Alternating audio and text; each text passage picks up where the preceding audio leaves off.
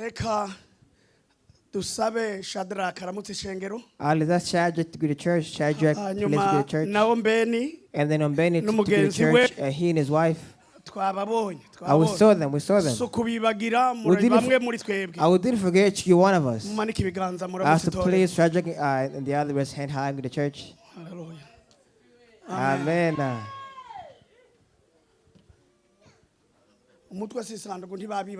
Amen. We didn't forget you knew. So maybe because they might have sent me to go and greet them. So we didn't forget you guys. Amen. And if you are here, please stand to greet you. So don't say it's only them. If you're here, if you know you're here, but that's for a while, please stand and greet you. If you're here, and if you've not been here for a while, please do stand so we can greet you too. Otherwise, we can continue if there's none. Nonetheless, God bless each one of you.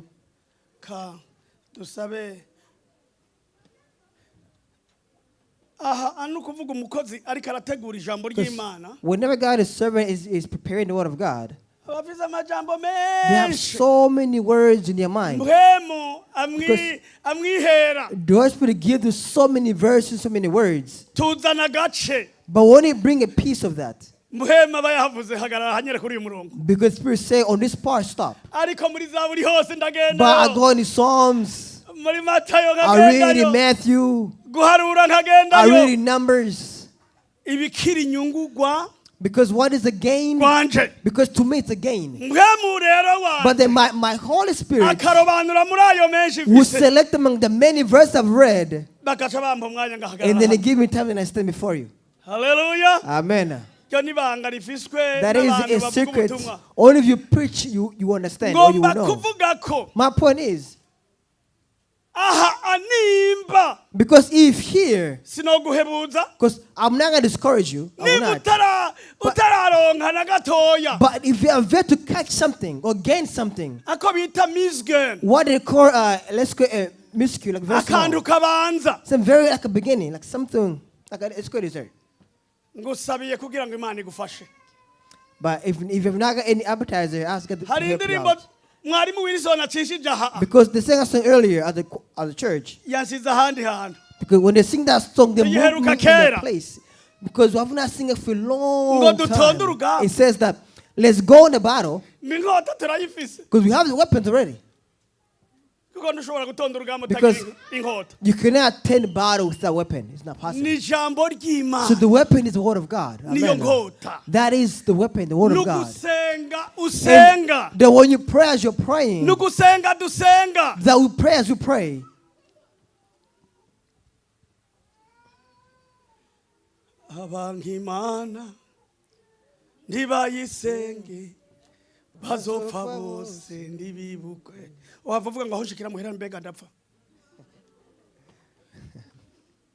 Oh yeah. No. See, the point is we are in a battle, we are at war. Especially nowadays, it's not easy. Because it's a hard time nowadays. They require you to pray. It requires you must be with others and attend the battle with the others. So, do not be among these people I'm going to name. I'm going to say a few words. But in about max 15 minutes. But look for me where you can find me when you find me. Because I'm not going to sit down. But I'm going to ask you, pray for yourself. And hear me what I'm going to share with you. Maybe you can find something. In a very short moment, hear me out. Do not say, I say 15 minutes. No. I might use 20 minutes. Let's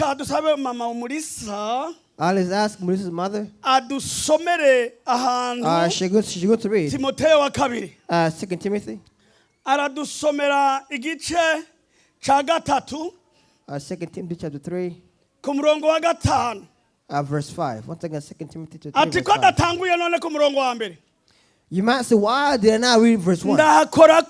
But I'm going to touch it. I'm going to tell you the reason why I started verse 5. Because my main point, or my topic is there. Amen. Others are going to give you the theme or topic.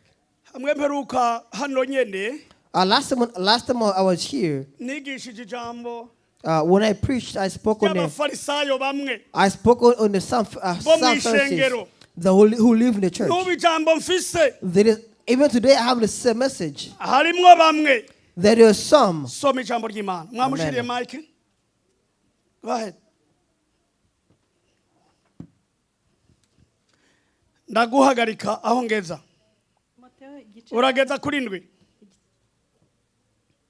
Igice katatu ku murongo wa gatanu urageza kuri ndwi.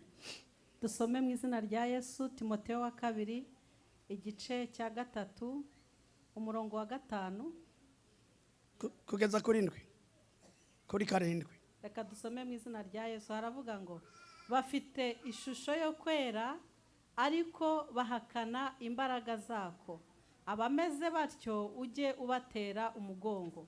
Kuko muri bo harimo abagabo bomboka mu mazu bakanyaga uko. Dusubiremo ku murongo wa gatandatu. Kuko muri bo harimo abagabo bomboka mu mazu bakanyaga abagore batagira umutima baremerewe n'ibyaha batwarwa n'irari ry'uburyo bwinshi. Bahora biga ariko ntabwo babasha kugira ubwo bamenya ukuri. Naho Mani gufasha. Uyu munsi dufise ijambo ry'Imana. Today we have the word of God. Rivuga ngo ibibi bizoba mu gihe cy'iherezo ni ku mutwe w'ijambo vuga. The theme is that the bad that is to come at the end of time, or the evil that is to come at the end of time. Ni byinshi ivyo bibi Bibiliya irabikora. There's so many evil. The Bible says, the Bible lists them one by one. Singovya kuja hariya kuko. But I'm not gonna go back to it because. Semana Alex yarabivuzeko. Because Alex spoke about it a while back. Wilson yarabivugako. Even Wilson spoke about it too. Dayumujinya yarabivugako. And then we just spoke about it as well. Pastori Oh, the pastor became like a son to them. They spoke about it so many times. But one thing I is, because even you know them. Because the Bible says, or it's saying, that they're always learning. Question is, what do you learn? It's the word of God we're always learning on all the time. Hallelujah. Amen. So, these people do have hate and do not want to live with the parents. And they they love themselves. And they love money. So when we get to this verse, that says that these people, that they have an image.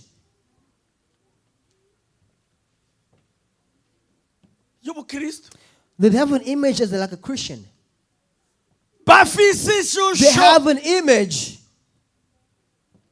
It's the same that people look. That they might be look like the child of God. Or they look like the prayer warriors. And they look like servants. And they might look as they wish or they are. But because they heard the word that somebody said that God's things where? Foreign. That is on the line. Even they. Even they. Because they heard that God's things is on the line, in a straight line. Question, who stopped them from going the line? Is the pastor is the pastor who is coming and who close the door? Because open the door, please.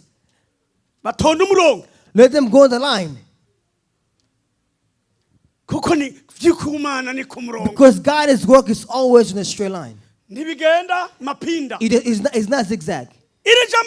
So the word of God is telling us. But maybe you might be on the line. But they deny. They didn't have a chance. uzobimenya none gute? How would you know exactly? Bari mwishengero ga. Because they're in a church. Harabo nigeze kumva. I heard somebody once. Urantunga. Forgive me. Navyo niboneye. I didn't see it myself. Inkuru y'imbarirano rutwa. But I knew it has been Niyo told. wiboneye. I knew it's been told. Amatwi ansumira. But the ears I was fitting, shopping. Hari abavuga ngo abucumi baratangisha imyubakire. Some say Buchumi always giving beauty funds. Ngo abucumi barakubura. Buchumi they always cleaning. Ko abucumi basubira kugura intebe. They always buying chairs. Ko abucumi uratanga ikigira 10. You have to give your tithes. Agacaje cenga. And then they take a zigzag, they take a turn on the other side. Turabitahiriro ryabo. Now let's see the ending. Iyo bucumi. Because when Buchumi atavuga ngo tugura izo ntebe. does not say to buy the Tugure chairs. mic. To not buy mics. Agasimba igisirimba mugitamba he. Would you dance?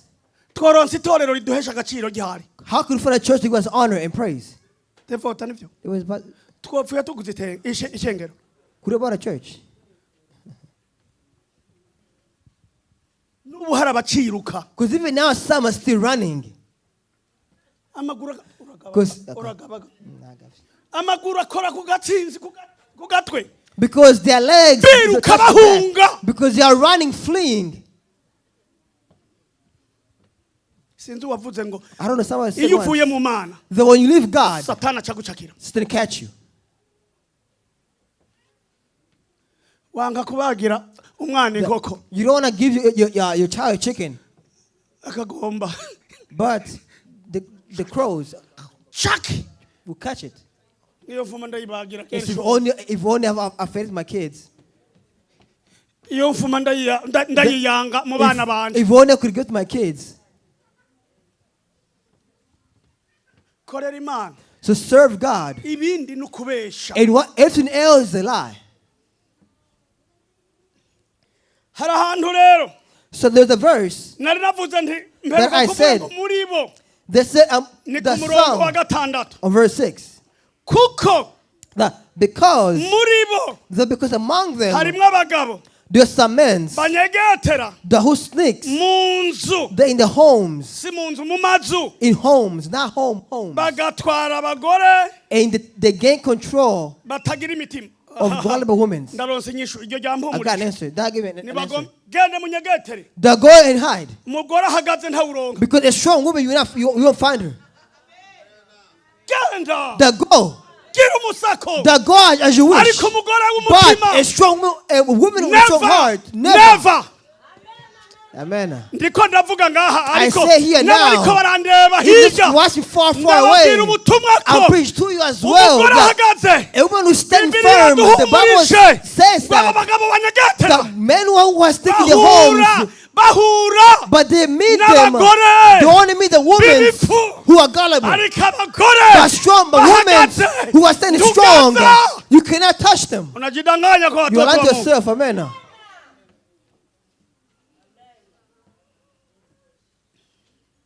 kandi ngo aba bagore And b'ibifu it said these gullible women, bararemerewe because they have borne their back. hari igihe yabuze utuvuta two Because kwisiga sometimes they have no lotion to put on the Hari body. igihe ataronka Sometimes she can find makeup. some makeup kuba bubakanye to the husband. hari igihe And sometimes aburara she sleep in abo the night. rero So this woman, batagumye muri Kristo if you're Yesu not in Christ, ibipfu birarya they n'ibihaga get come, they're ibipfu hungry. birarya And n'ibihaga get eating, but they don't get they're ariko abantu hungry. b'Imana But people, naho best tuba people, dukeya even if it's a little bit, arahaga even a little small food, they are full. bahura rero n'abagore b'ibifu So the men, women were gullible. urumva kuko na kare baranyegetera Because you know they are sneaking around.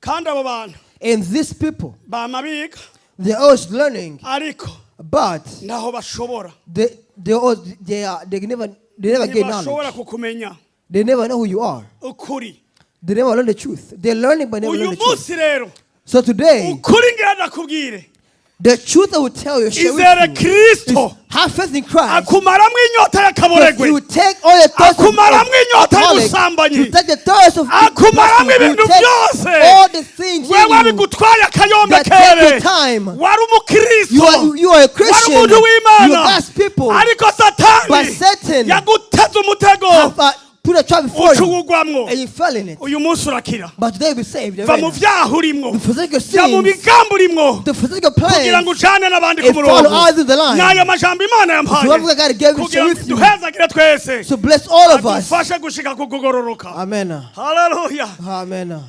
Nuko Amen. mutama ngwino nakongera usenga imana usengera ijambo ry'imana. Come on, ngwino usengera ijambo ry'imana.